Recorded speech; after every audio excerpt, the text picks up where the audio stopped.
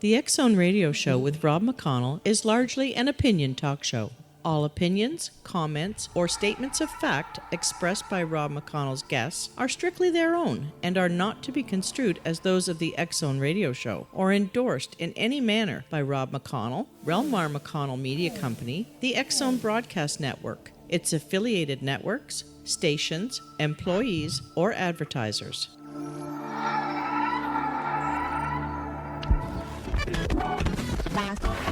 All Hit Radio.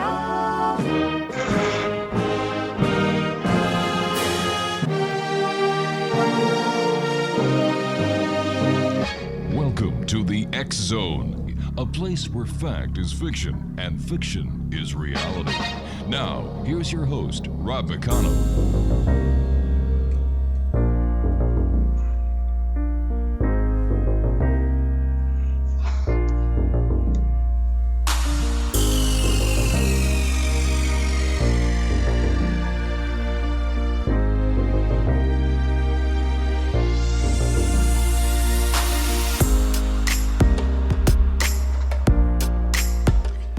And welcome back. This is the X Zone. I am Rob McConnell, coming to you from our broadcast center and studios in Hamilton, Ontario, Canada. And we're being heard around the world on the X Zone Broadcast Network, Talkstar Radio Network, Mutual Broadcast Network, Simul Radio, Simul TV, and iHeartRadio.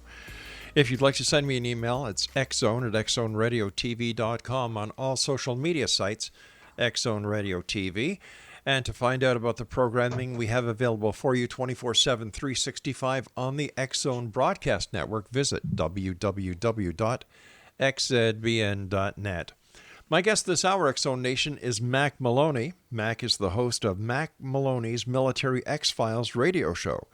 He has authored more than 40 books, including UFOs in Wartime, What They Didn't Want You to Know, and Beyond Area 51, plus the best-selling Wingman military adventure series. He served as a consultant for a research firm working with the U.S. intelligence agencies and is a member of the rock band Sky Club. His website, www.mackmaloney.com. And Mack, welcome to the X Zone. Thanks for having me. Tell us a little bit about your radio show. Well, we've been doing it for several years. Myself and two co-hosts are friends of mine, a guy named Wan and a guy named Commander Cobra. They're both military vets. We talk a lot about the military's involvement in the paranormal, you know, what the U.S. military might know about UFOs and things of that nature. So what do you think the U.S. military knows about UFOs? I don't think they know anything. I don't think they know anything more than you and I know. I think that they have more proof that UFOs exist, you know, footage and video footage, film footage, and so on. But I don't think they know where they come from or what they are. What is your hypothesis on what they are and where they come from? Well, after doing the book UFOs in Wartime, I just came to the conclusion. It took me about a year to research that book, and I was just kind of, just inundated with all different kinds of research and information, so on. And I just came to the conclusion, I'm not the first one to come to this conclusion, but I think there's a chance that what UFOs are time travelers, time tourists. I think that they might be from a time in the future where people are able to travel in time and they come back and want to see history as it's being made. So does that make this planet and this specific time in the time-space continuum an amusement park for time travelers? Well, more like a history lesson, you know, more like a history class. And the reason this came to me is that when we were doing UFOs in wartime, there were just so many instances in which what they called foo fighters back then in World War II. So many instances of pilots seeing these, flying saucers and cigar-shaped craft as well, flying off their wing during bombing missions, in the middle of bombing missions, and so on. They would trail bombers back and forth to their bases. I mean, there were literally thousands of these reports, but no reports of any kind of exchange of gunfire or weapons or anything like that. So it just seemed like these things are out there watching us, go to war. Sure. Frankly, and that to me just says history. So, like a history class. So tell me, with all these reports that are out there, how many pictures are there of Foo Fighters? Oh boy, that I don't know. I don't know the exact number. Are there a lot? Excuse me? Are there a lot of photos of Foo Fighters? Not that I've seen, to tell you the truth. And a lot of the photos that I've seen actually are these balls of light Right. that a lot of people saw as Foo Fighters. But just from the eyewitness accounts, and also what would happen is the pilots would come back and they would be debriefed, and they would have to fill out almost like a form what happened during the bombing mission for their intelligence officers, and they would report these things. But the American military back then, or the American 8th Air Force in the UK, at the time, their idea of the whole thing was, hey, listen, we have to win this war, and what these things are, who knows what they are. And a lot of people, the British Royal Air Force as well, just thought they assumed they were German secret weapons, and once we won the war, we would find out what they were. With all the different film crews that were up there and the film footage that is available of the bombing missions and, the flight to the mission and back to the mission, you'd think that with the numbers of reported Foo Fighter sightings that were made by members of the aircraft crews, that some of these independent or some of these newsreel camera people would have gotten shots of the Foo Fighters. Well, we know that RAF filmmakers, first of all, back in the early 40s now, when you're bringing, when you're on a bombing mission, right, everything has to do with the weight of the aircraft. Right. And so bringing an extra guy and his equipment as a cameraman, that's something that they would have to take into consideration. But also in the Royal Air Force, we know that they have some footage, really graphic footage of a UFO following a British Lancaster reconnaissance bomber. And this footage was shown to Winston Churchill, who immediately said, I want this to be impounded for 50 years. I don't want anyone to see this for 50 years, because he thought if there was another race, another entity who would come to Earth, that it would ruin religion, as he put it. He thought that religion would go down the drain if people thought that, we weren't alone in the universe. So where that footage actually wound up, who knows? But and just like today, the U.S. military has, who knows how much footage they have of UFOs stashed away, classified. We just don't see it. And I think in some cases that happened in World War II. But out of those cases and the video footage that the U.S. military has today of what we call UFOs, how many are actually experimental aircraft, new weapon designs? Well, I'm sure a lot of it is, and I'm sure a lot of what civilians see are actually secret aircraft being tested, or just aircraft that are around today that are being misidentified. That's definitely a large part of it, and we know that in the past, in the 50s, that the CIA actually came up with this idea that when you're testing a secret aircraft, let's say you would fly a secret aircraft over the city of Los Angeles, and they would actually check the newspapers the next day to see how many people were reporting UFOs. And that way, that was one way that you could tell that your secret aircraft could be seen from the ground, and maybe fly it a little bit higher. So they have used UFOs as kind of the cover stories in the past. And also when people see when people see a B-2 bomber for the first time, it's the flying wing. Yeah. If you didn't know what that was, your only conclusion could be is that it was something from outer space. Are there more UFO sightings in wartime or in peacetime? Well, that's what we try to look into with the book. Right.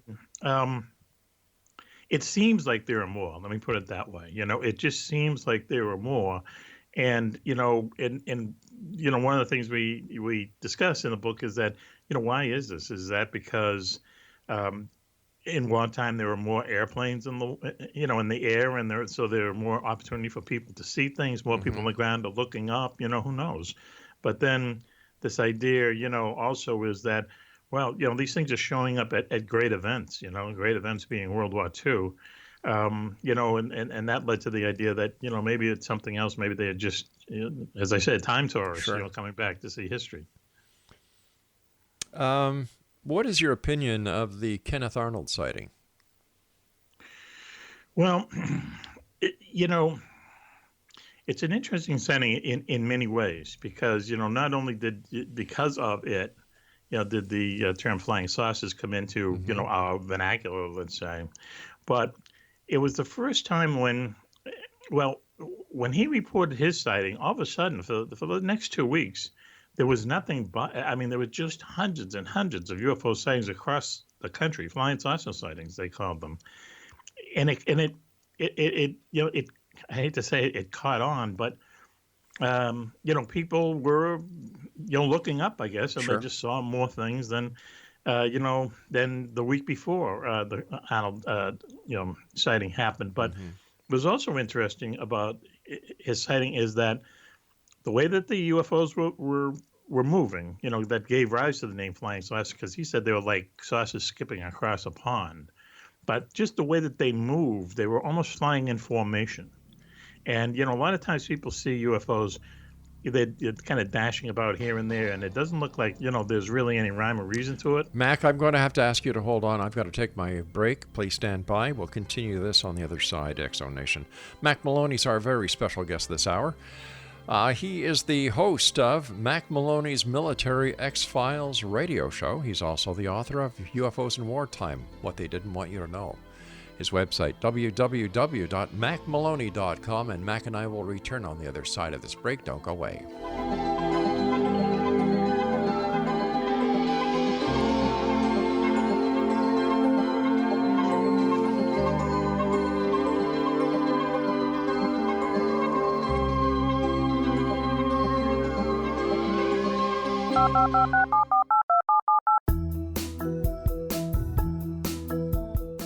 Did you know that when you're on the road with limited data or Wi-Fi, you can still listen to the X-Zone radio show with Rob McConnell, The Science of Magic with Gwilda Wiyaka, X-1, Dimension X, Space Patrol, and every minute of the X-Zone broadcast network by calling 213-401-0080, courtesy of Audio Now. No smartphone, app, or internet needed. It saves your data plan, and it's free if you have unlimited minutes. Call 213-401-0080 to listen on any phone, anytime, anywhere. Remember, 213-401-0080 for the best of the paranormal, parapsychology, and sci-fi radio programming anywhere, 24/7, 365.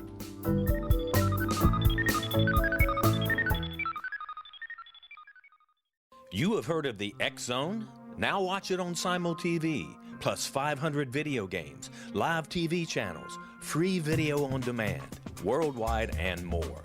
Does this sound like tomorrow's television? Well, it is, but you can have it today, right now. It is Simul TV. Simul TV offers what the others only wish they could provide. 15 exclusive channels like X-Zone, sci-fi, and horror.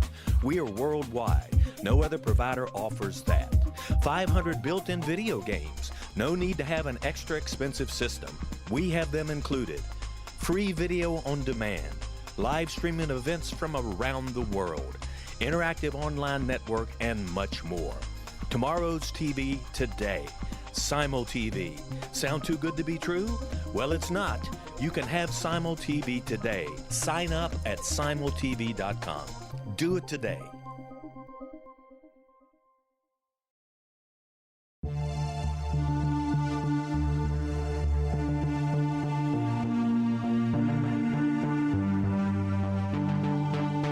We live in rapidly shifting times of extreme volatility and uncertainty. Such profound change brings a unique opportunity for the evolution of consciousness. I'm Gwilda Wiyaka, host of Mission Evolution Radio Show, a program that explores the latest scientific developments and deepening spiritual truths supporting human evolution. Join me on XZBN.net, where I interview leading experts in science, physics, medicine, spirituality, and more. By applying divergent viewpoints to leading-edge topics, we uncover expansive and evolutionary truth to assist you on your path to enlightenment. More information and past episodes are available at missionevolution.org.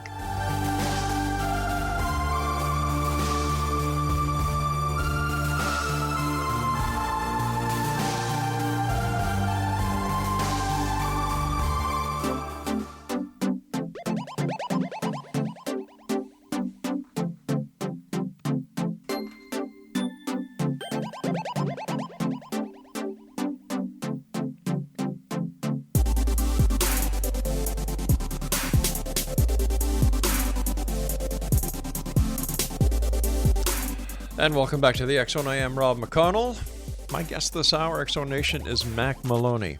He is the host of Mack Maloney's Military X-Files radio show, and he's also an author of more than 40 books, including UFOs in Wartime, What They Didn't Want You to Know. His website is mackmaloney.com.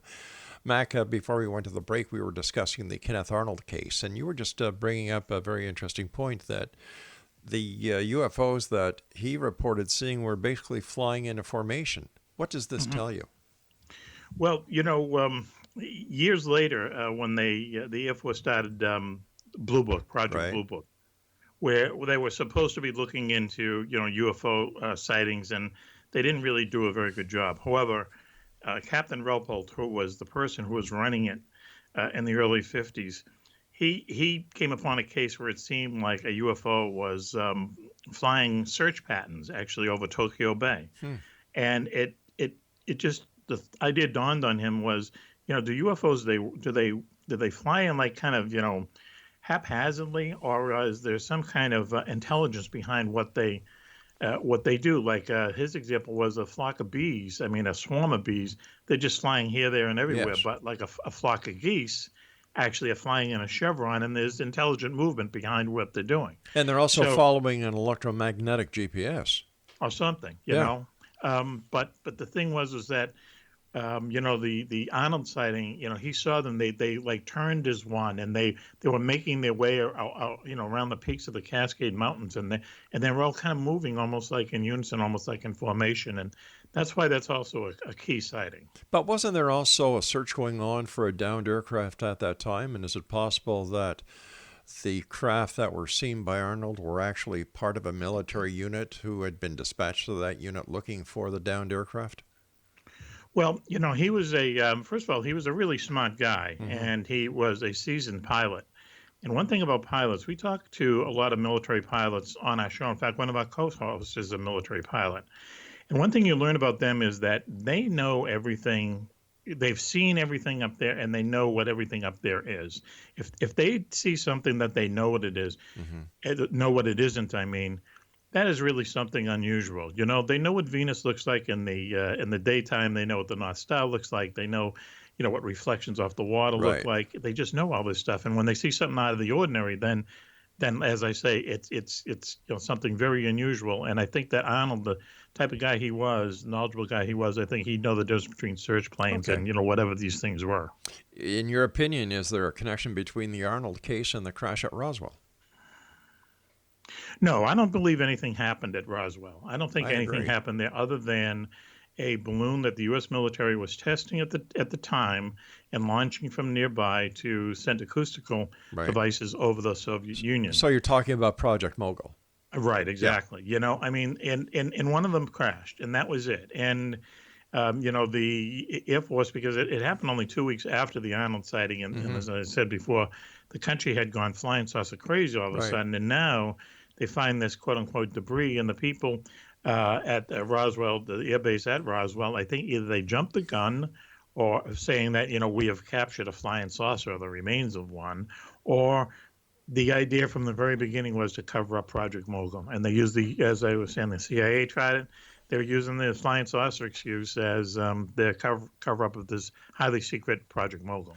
What always baffled me about the Roswell case, and I spoke to Jesse Marcel Jr. about this. I've talked to Stanton Friedman about this, and all the other so-called experts about the Roswell case, is why did Jesse Marcel, a seasoned intelligence officer who was dispatched to investigate the scene, pick up pieces of the debris, and instead of maintaining the chain of custody of the articles, why did he stop at home and let his wife and his child manhandle evidence?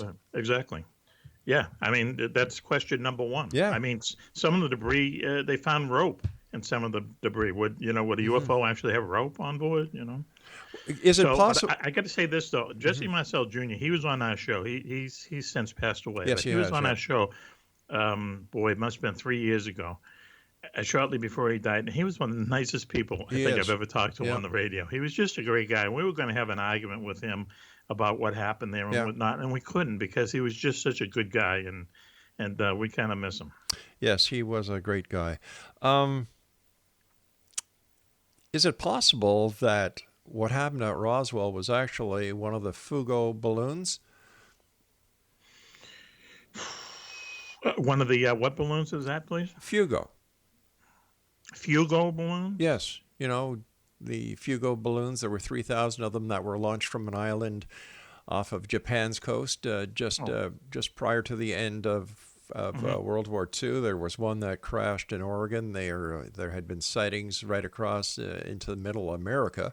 And they were made of something like paper, but it was, I forget it, it was rubberized.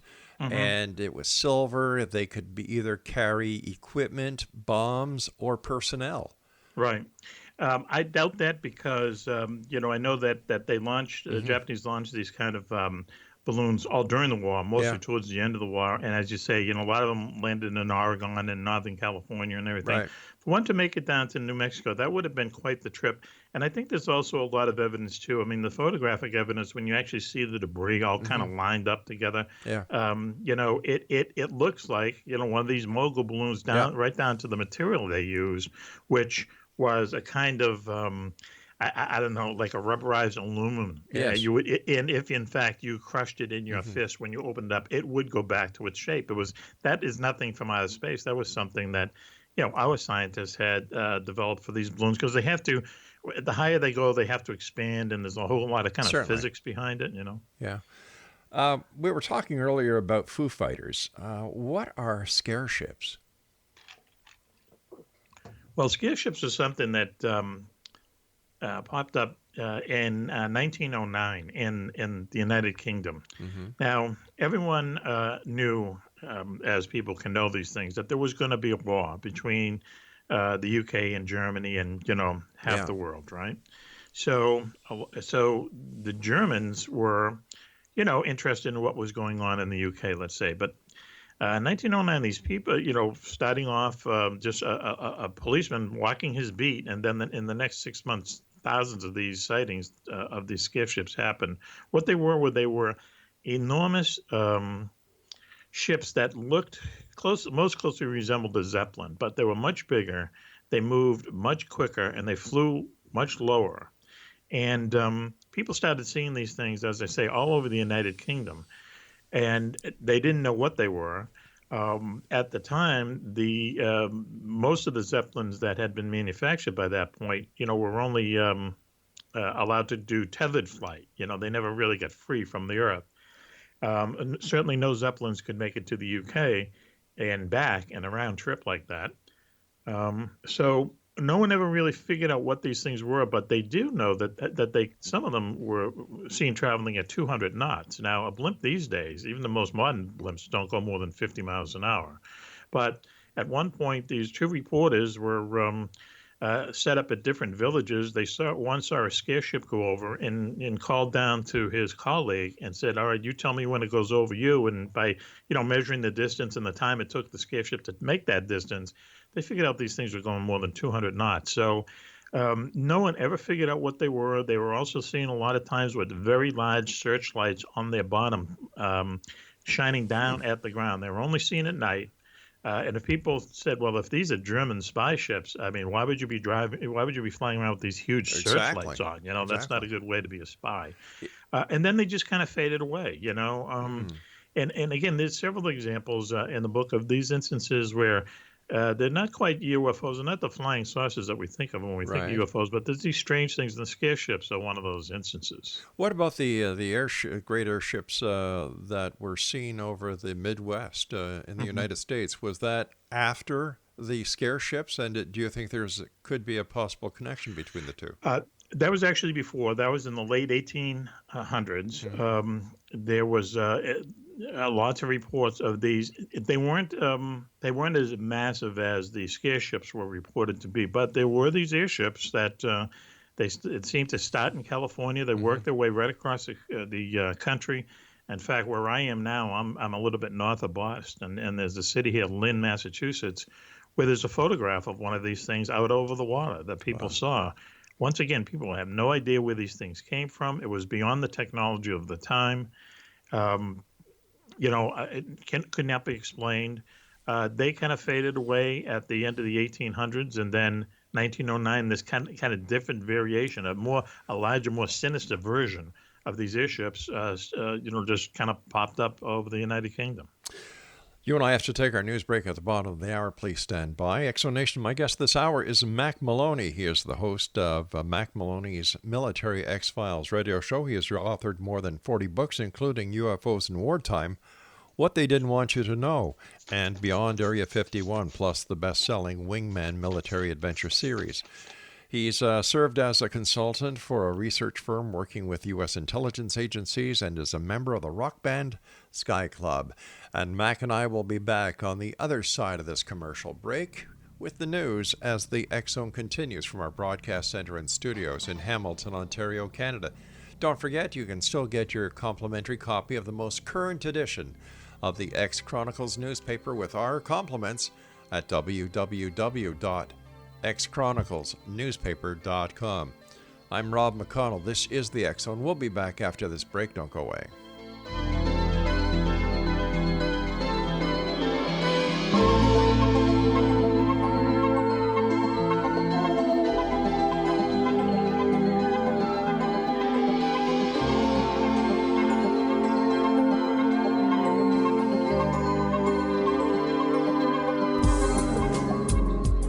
From our broadcast studios in Hamilton, Ontario, Canada, to the world and beyond, you're watching the X-Zone Broadcast Network, www.xzbn.net.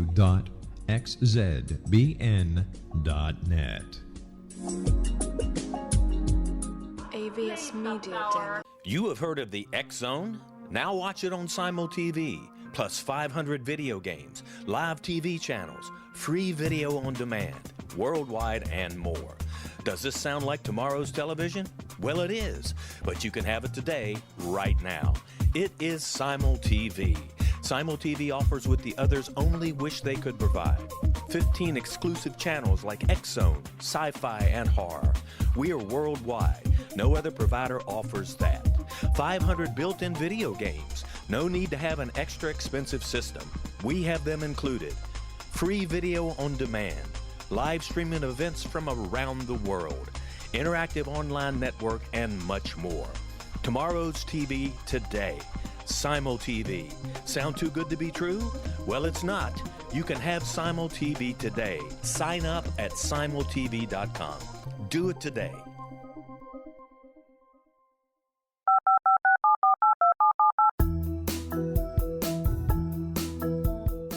Did you know that when you're on the road with limited data or Wi-Fi, you can still listen to the X-Zone radio show with Rob McConnell, The Science of Magic with Gwilda Wiyaka, X-1, Dimension X, Space Patrol, and every minute of the X-Zone broadcast network by calling 213-401-0080, courtesy of Audio Now. No smartphone, app, or internet needed. It saves your data plan and it's free if you have unlimited minutes. Call 213-401-0080 to listen on any phone, anytime, anywhere. Remember 213-401-0080 for the best of the paranormal, parapsychology, and sci-fi radio programming anywhere, 24/7, 365.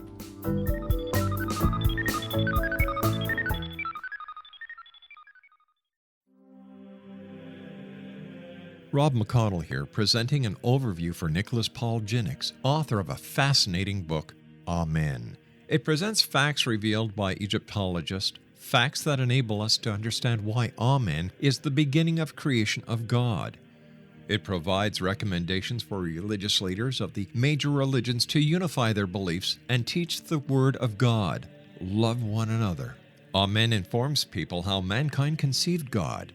It was the Egyptians that developed the concepts of a soul, a hereafter, and Son of God. And finally, after the worship of many gods, they conceived the belief in one universal God, the maker of all there is. For more information, visit www.futureofgodamen.com. That's www.futureofgodamen.com. Mack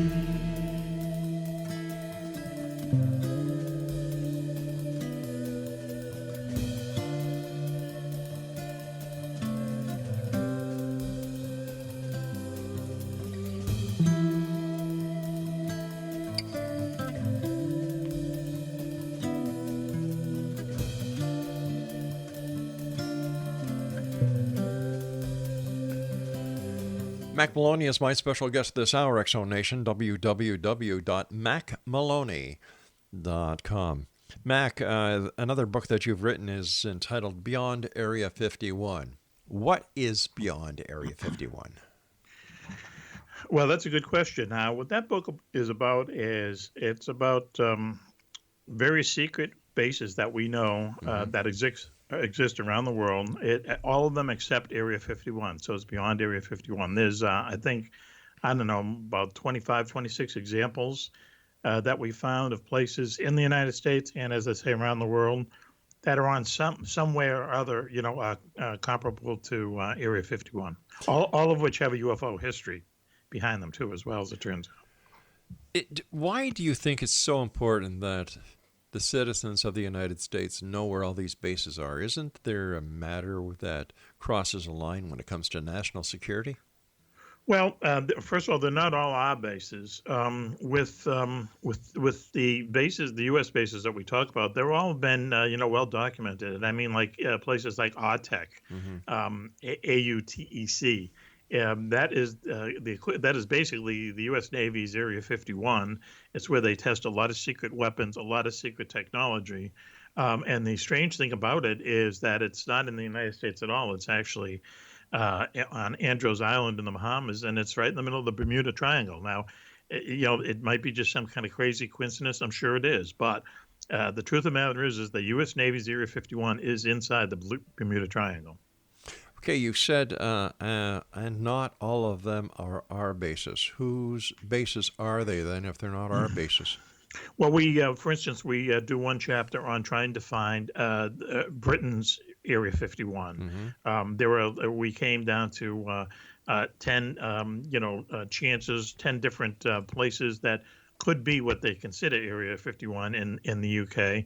A lot of them were joint British and United States NSA listening stations. There's a few secret bases in England. The thing about England is that it's a small country, and in a jet fighter you can go from coast to coast in a matter of minutes.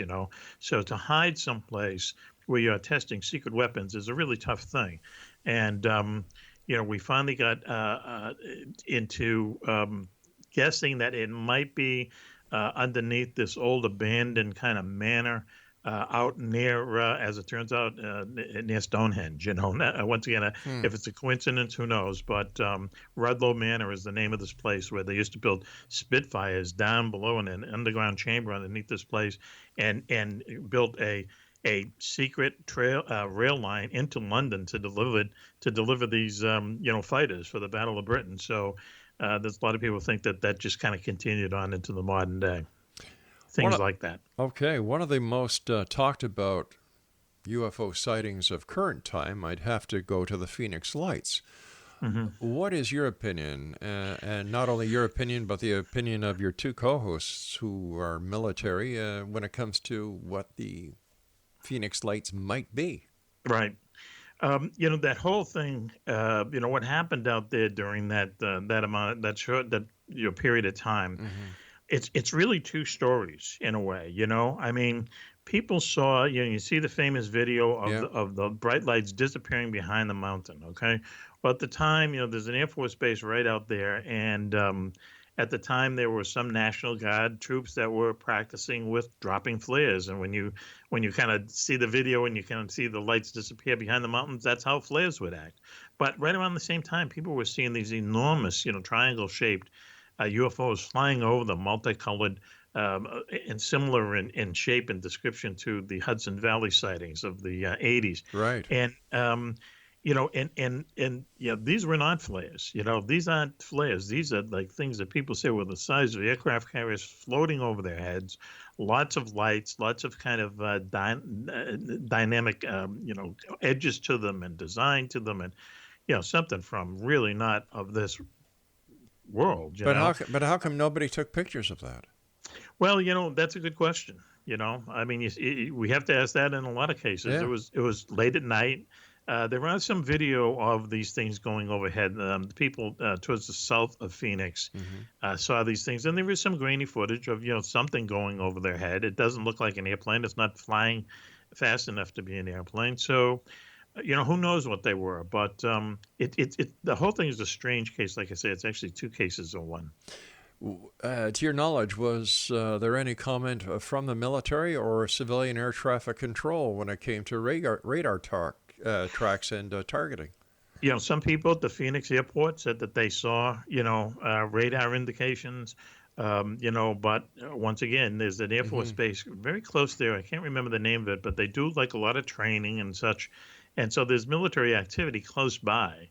And they announced that, these were actually flares being dropped, but they never really explained, what these large objects in the triangle objects in the sky is. And you mentioned my two co-hosts, Commander Cobra. He's someone who's a specialist. He's on this whole kind of triangular type UFO that people have been seeing for years, all various shapes and sizes, but it's always this kind of triangle.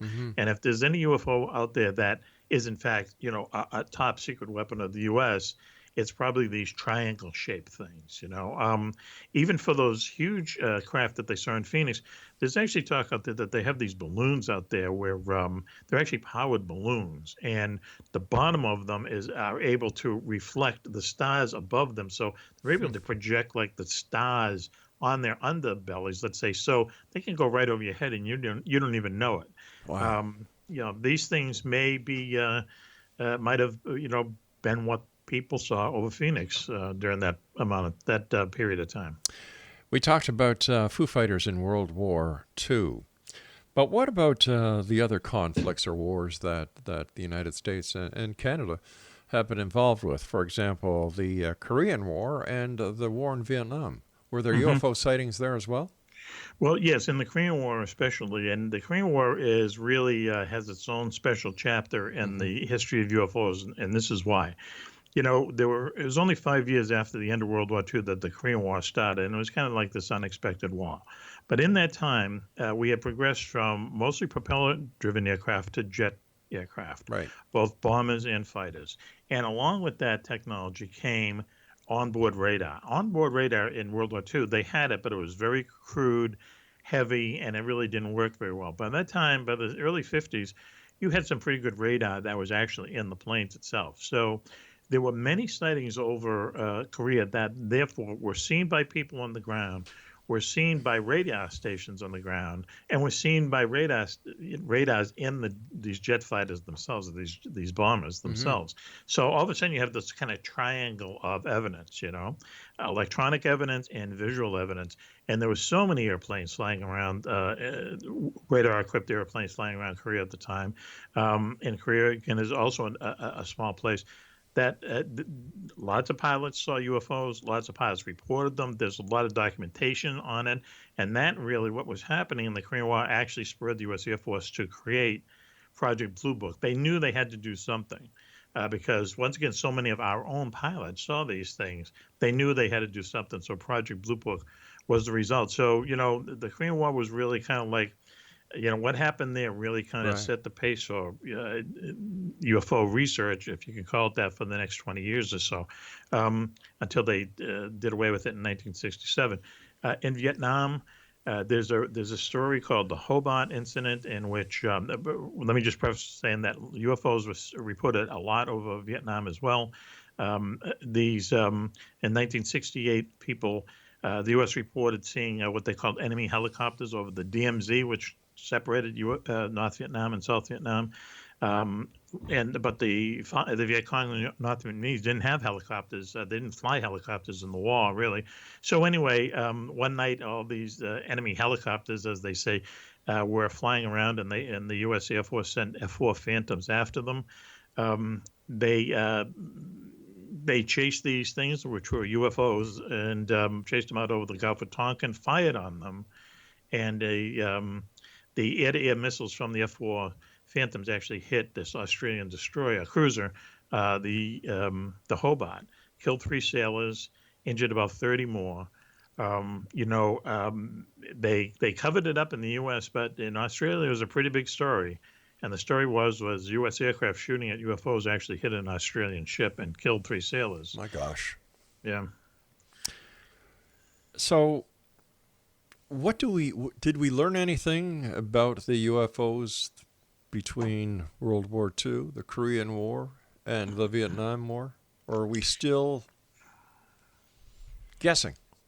I think we're still guessing, I think we're still guessing because, and it's funny, as I said before, I believe the U.S. military has a lot more evidence that they exist, but Right. I don't think that they know where they're from, what they are, or anything along those lines.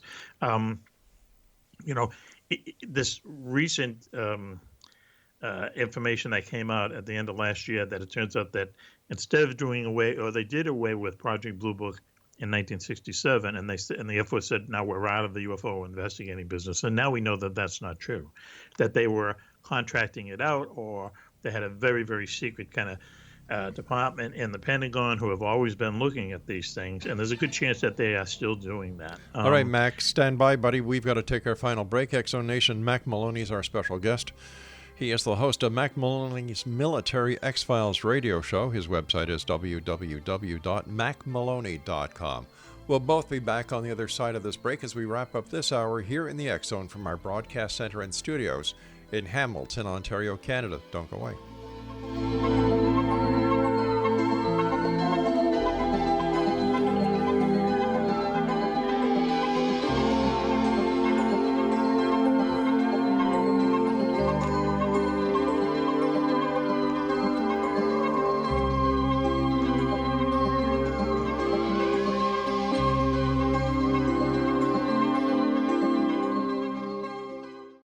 You have heard of the X-Zone? Now watch it on Simul TV, plus 500 video games, live TV channels, free video on demand, worldwide, and more. Does this sound like tomorrow's television? Well, it is, but you can have it today, right now. It is Simul TV. Simul TV offers what the others only wish they could provide. 15 exclusive channels like X-Zone, Sci-Fi, and Horror. We are worldwide. No other provider offers that. 500 built-in video games. No need to have an extra expensive system. We have them included. Free video on demand. Live streaming events from around the world.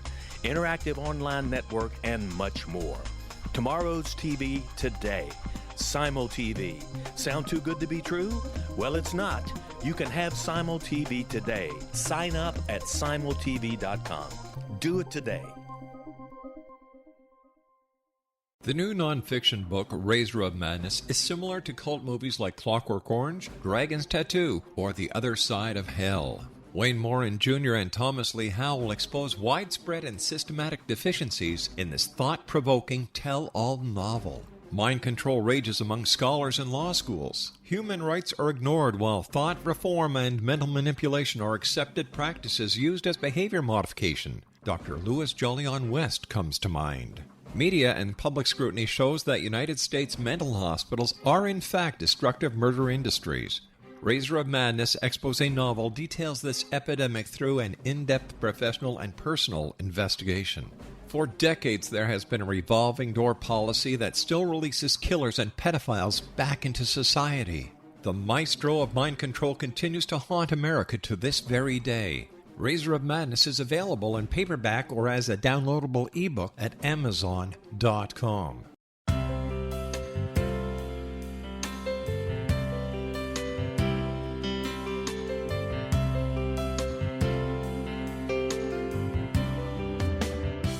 The concept of a new age has been around since the late 19th century, yet much of its original meaning has been lost. What exactly is the new age? Is it a religion, a collection of obscure esoteric practices, a series of doomsday predictions, or an astrological event?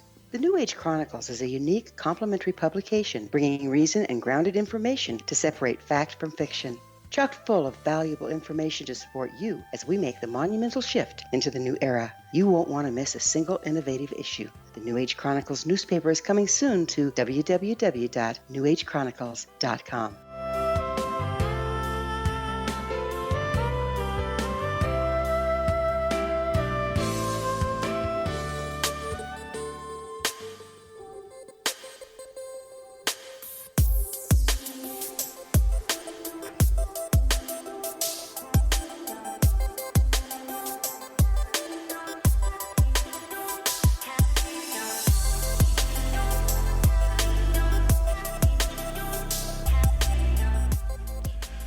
Exonation, Mack Maloney is my guest this hour. He is the host of Mack Maloney's Military X-Files radio show. His website is www.mackmaloney.com.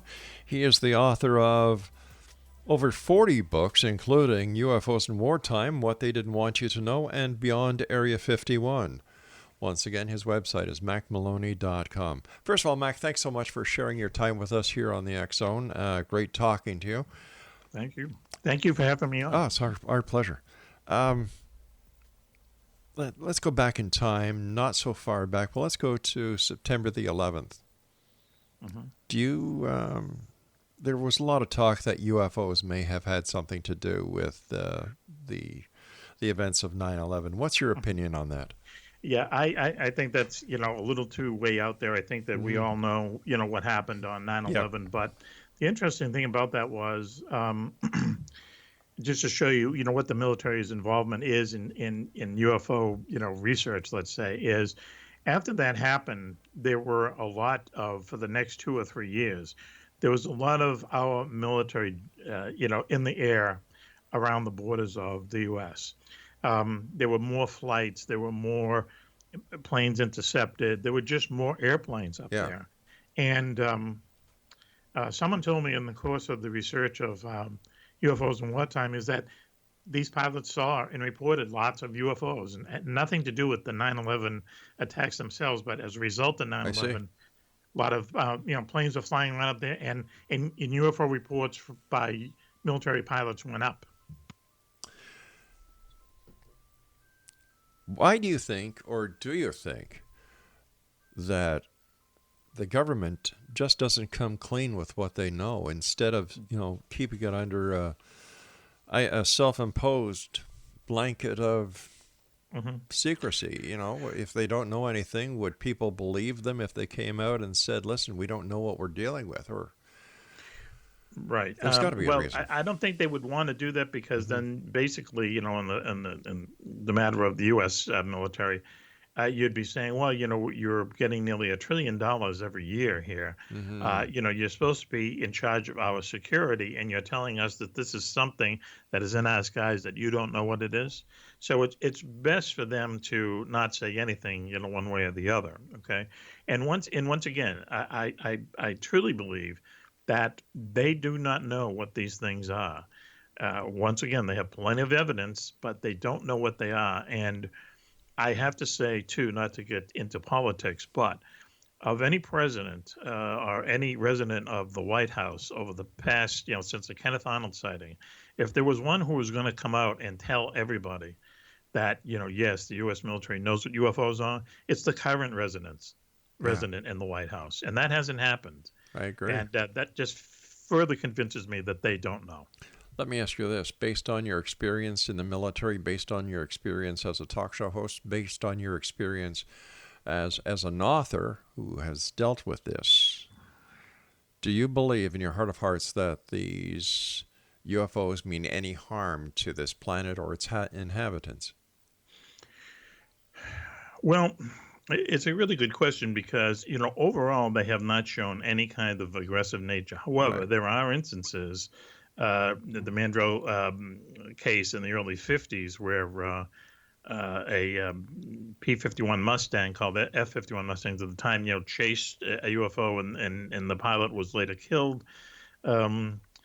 There's a couple instances in the Iraq War and the first Gulf War where supposedly there was exchange of weapons between F-16s and UFOs.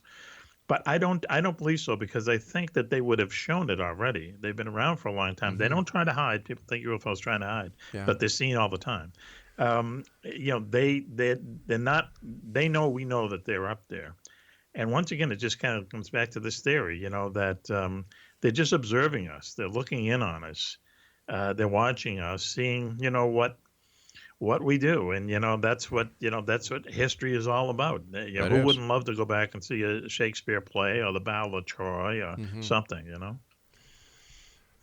Tell us about Mack Maloney's Haunted Universe.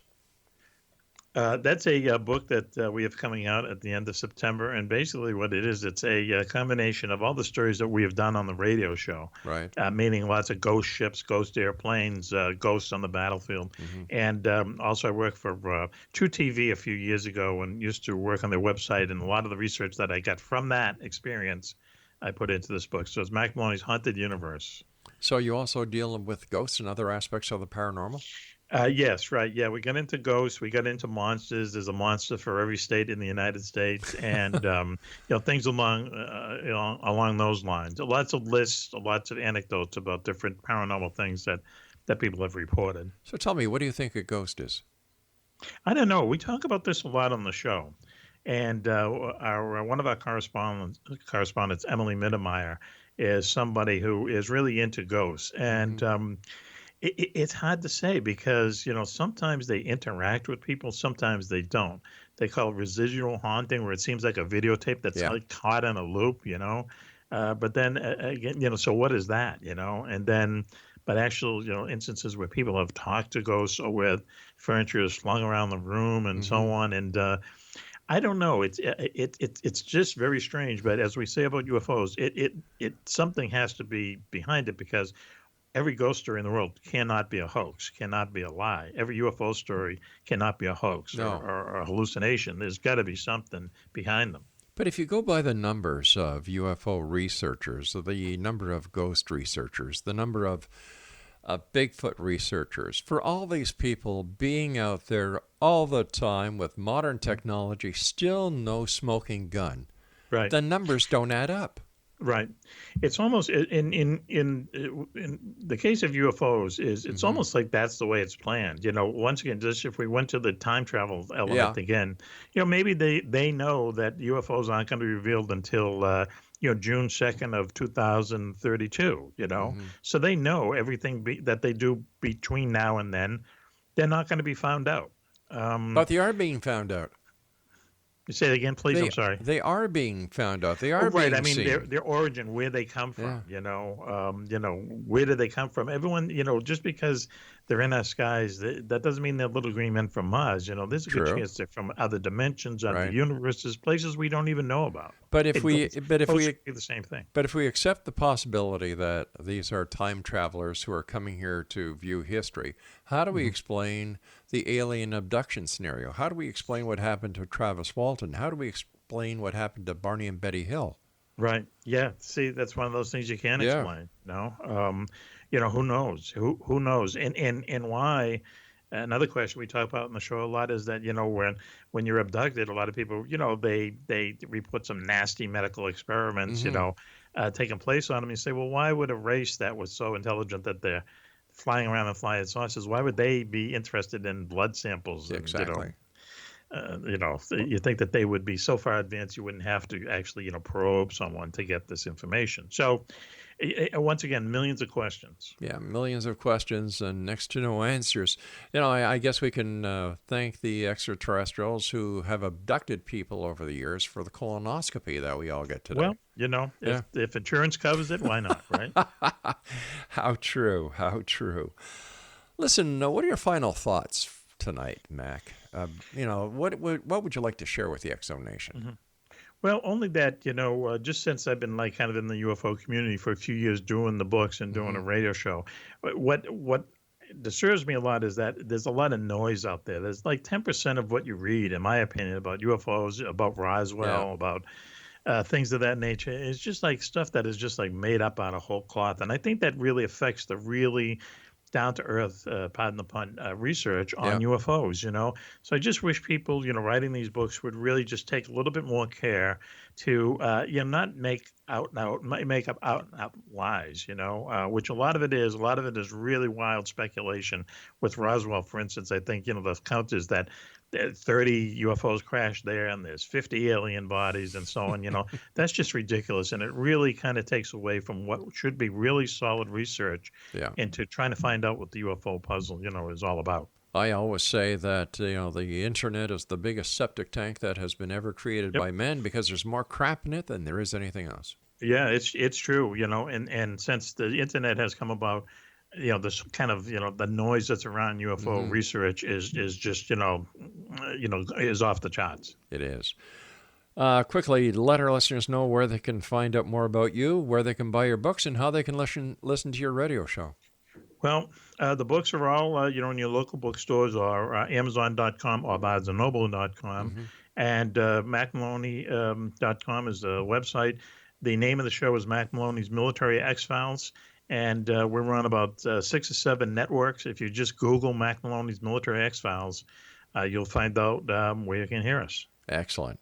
Mack, I want to thank you so much for joining us, and I look forward to the next time you and I meet back here in the X Zone. Great. Thanks for having me on. I really appreciate it. My pleasure. Good night, Mack. That was Mack Maloney, X Zone Nation, www.mackmaloney.com. I'll be back on the other side of this commercial break with the news as we continue here in the X Zone from our broadcast center and studios in Hamilton, Ontario, Canada. Don't forget, X Zone Nation, you can get a copy of the current edition of the X Chronicles newspaper with our compliments at www.xchroniclesnewspaper.com. And don't forget, www.xzbn.net for all our radio shows and our listings, and to watch us on the X Zone TV channel, simultv.com.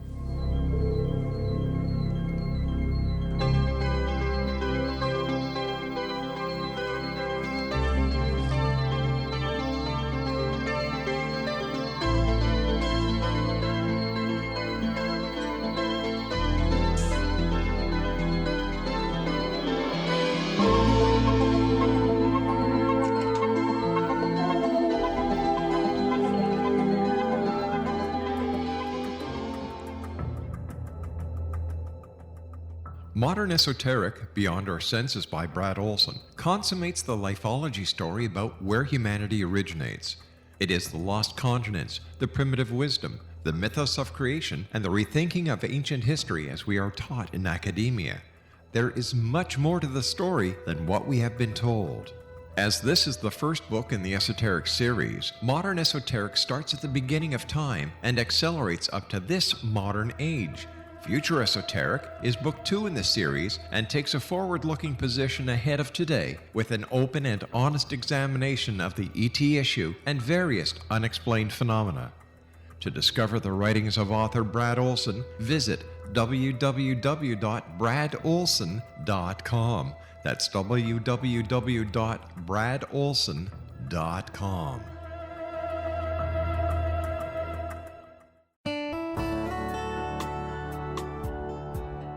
Are you or is someone you know struggling with addictions, depression, anxiety, relationships, low self-esteem, lack of confidence, grief, success, and prosperity? Do you know that your subconscious belief plays a big role in the outcome of your hard work? We can help you permanently change the beliefs that may be the reason for your struggles and failures. We care about getting you the return on your investment and the results you are looking for. We can help you be free of the limitations of your past and in realizing your highest potential. We work with people by phone and Skype. For more information, visit us at www.ritasoman.com. That's www.ritasoman.com.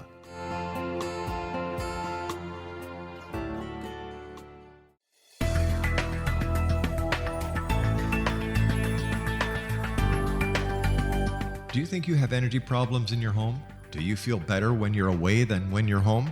Joey Korn is a global leader in the world of dowsing who specializes in personal energy clearing and space clearing. He can help you create an ideal energy environment in your home no matter where you live in the world. Learn about his remote spiritual house cleaning services and much more at www.dowsers.com. You can get Joey's book, Dowsing, A Path to Enlightenment, as well as other dowsing books and tools, Kabbalah books, and Walter Russell books. Joey's work is really amazing. Go to dowsers.com right now. That's DOWSERS.com or call 1-877-DOWSING. That's 1-877-369-7464.